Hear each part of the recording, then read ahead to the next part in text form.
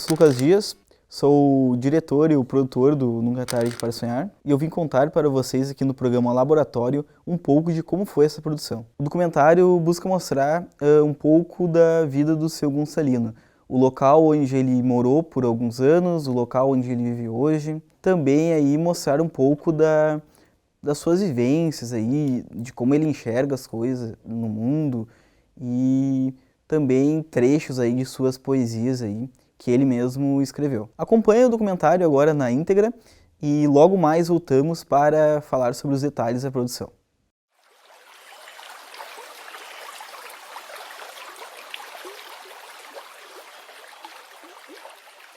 Meu nome é Gonçalino de Jesus Nascimento Fagundes, natural de Cachoeira do Sul.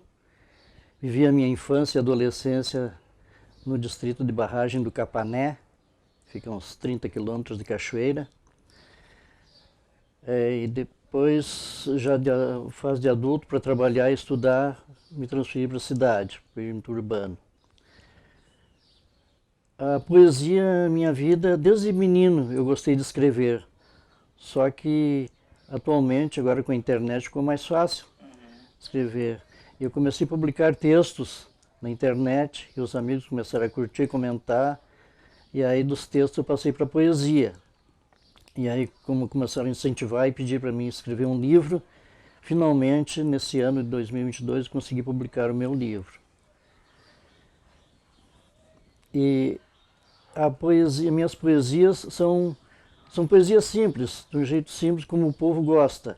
Eu poderia fazer algo mais elaborado, mas eu percebi que quanto mais simples eu escrevo, mais o pessoal comenta e curte e aprova as poesias desse jeito.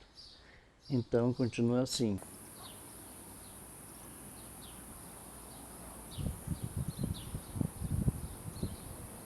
O sono eterno. Estranhas imagens frequentam meus sonhos. Será que existem no mundo real? Seriam elas alucinações ou apenas ilusões do outro plano astral? Tênue é a linha que separa as fronteiras do mundo real e do virtual. Às vezes, sonhando, me sinto mais vivo do que vivo eu seria no mundo normal. Então eu penso no sono final, que mais cedo ou mais tarde terei que enfrentar. Será que depois de passar para o outro lado, sentirei vontade de voltar ao passado ou me conformarei em viver a sonhar? E a poesia é uma forma da gente tentar passar para os outros, né? Aquele sentimento, para que as pessoas leiam e imaginem, se coloquem no lugar do poeta e sintam.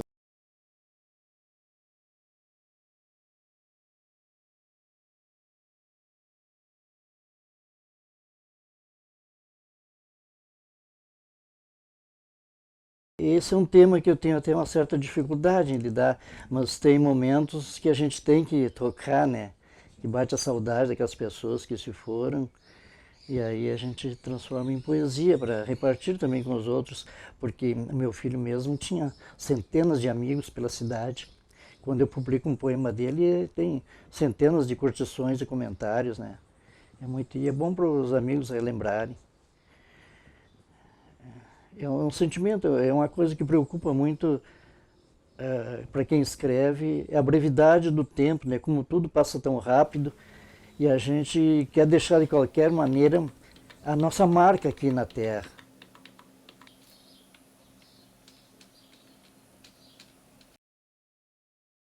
Seu Zé morreu ontem, ele tinha minha idade. Homem bom, trabalhador, praticava caridade. Seu Zé tinha 2 filhos e uma esposa correta. Já estava aposentado, mas trabalhava dobrado para cumprir a sua meta. Seu Zé era um homem alegre, sorrindo dava bom dia. Acreditava em Deus, em Jesus, na Virgem Maria. Aos domingos ia à igreja fazer sua oração. Pedia ajuda para Deus, que cuidasse dos filhos seus, que nunca faltasse o pão. Seu Zé morreu ontem. Ele tinha minha idade. Não conseguiu realizar dos sonhos nem a metade. Nem terminou de ler o livro que alguém lhe deu. Não teve tempo por certo, nem para brincar com seu neto, que há poucos dias nasceu. Seu Zé morreu ontem. Ele tinha minha idade. Isso me faz refletir o que é a felicidade. Pensando em ganhar a vida, trabalhando sem parar. De repente chega a hora, sem querer vamos embora e nada vamos levar. Essa é uma reflexão sobre o momento atual, quando perdemos tantos amigos, muitos da nossa idade ou até mais jovens do que nós. Muitos, como o seu Zé, que não conseguiram realizar seus sonhos. Então eu penso, será que eu verei o sol nascer amanhã? Será que eu poderia abraçar minha irmã em seu próximo aniversário? Minha roseira está cheia de botões, será que eu verei as rosas se abrirem? Ou será talvez que eu nem terminarei aquele poema que faltou uma rima que eu ainda não encontrei? Por isso, faça hoje tudo que você tem vontade, porque o amanhã não sabemos se chegará.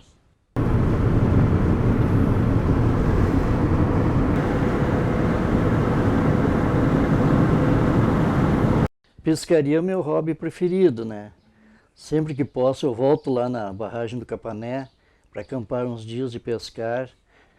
E aí, naturalmente, a pescaria vai sendo um tema de poesia também. O contato com a natureza é muito importante, aí sempre nos inspira a tentar descrever, tentar passar para os outros que não estão naquele lugar como é que é assim o contato com a natureza no dia a dia. Aprendi desde criança a remar contra a maré, para navegar com meu barco nas águas do Capané. Não tinha medo de nada, tempestade e ventania. Saía de madrugada e voltava ao meio-dia. Nem sempre em minha jornada eu saía vencedor, pois sempre um dia do peixe e o outro do pescador. Para pegar o maior peixe é preciso resiliência. Não pode ser pescador quem não tiver paciência. Já pesquei de todo jeito, linha-rede ou espinhel, com meu amigo João Ângelo na enchente de São Miguel. Nadar, remar é preciso, em rio, açude ou lagoa, respeitando a natureza, assim eu tenho certeza, sempre a pesca será boa.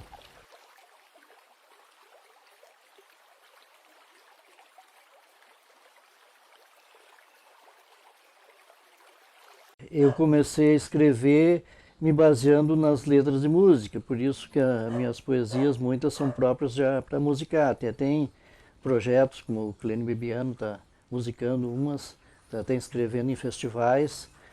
E o meu sonho é ver uma música minha tocando no rádio qualquer dia desses.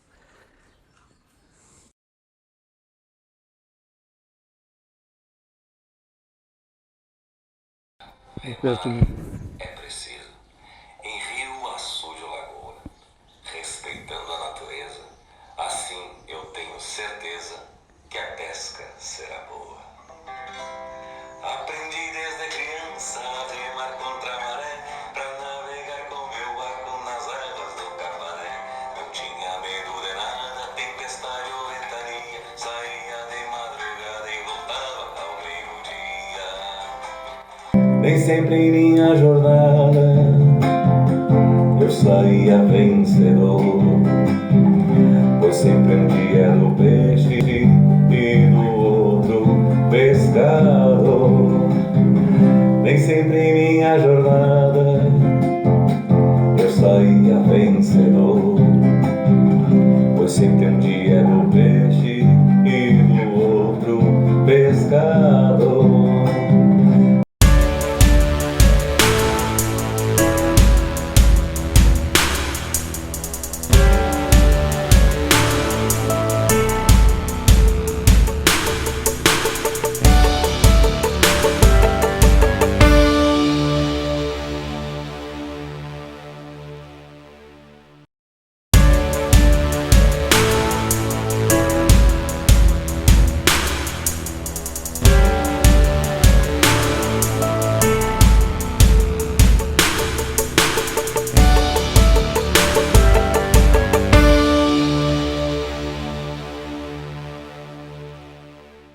O documentário Nunca é Tarde para Sonhar foi produzido na cadeira de documentário no segundo semestre do ano de 2022. A ideia surgiu porque eu tinha uma visão assim muito interessante assim, do próprio Mussolini, assim, da personalidade que ele é e também do local onde ele vive. Assim, eu sempre imaginei que ali sairia uma produção assim, legal daí eu sempre achei também a história dele muito interessante, né? Sobre tudo o que ele passou. E ele sempre foi uma pessoa, assim, com uma personalidade muito interessante, assim, de fato. Sempre ajudando as outras pessoas, assim.